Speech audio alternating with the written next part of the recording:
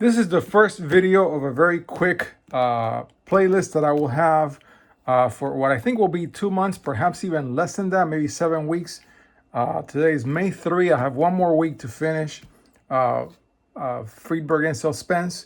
After that, I want to do some Huffman and Kunz and some Axler, but really going back and sort of like filling holes that I know I still have from Friedberg and Suspense. So there'll be holes having to do with concepts, with proofs, with some advanced concepts.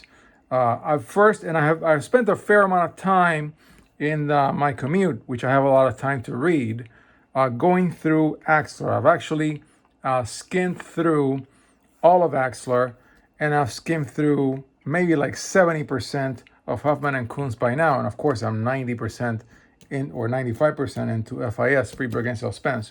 And so I'm going to lay out a plan, but life has its own plan. We shall see how it plays out.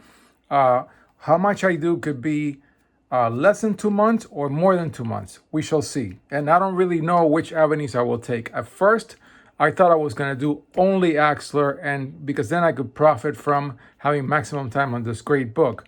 But then I realized there's really some great things that are discussed in Huffman and Kunz. And actually, it even dawned on me. I had this thought on my way into work yesterday. The beauty of Huffman and Kunz is an abstract algebra book in which only linear algebra is discussed. I think that's the best way to put it from what I've seen, because it really treats the subject of linear algebra as within the context of its place within the broader abstract algebra. Great book. And so I flipped the schedule. I was going to do just Axler and forget about everything else, try to do as much Axler as possible. Instead, I'm going to review each one of the 3 books one by one and go through and see what are the big holes that I have, and then I'm going to try to fill them. Now, in the case of Huffman and Kunz, there will be Pinter because I'll have to look up some abstract algebra and my big shelf of abstract algebra books, but I don't want to go in a wild goose chase hunt. I'll just try to do that.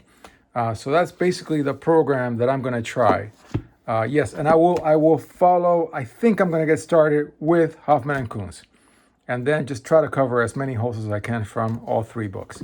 But then also, because I have other linear algebra books, I think I'm going to also try a little bit. I'm not sure how much.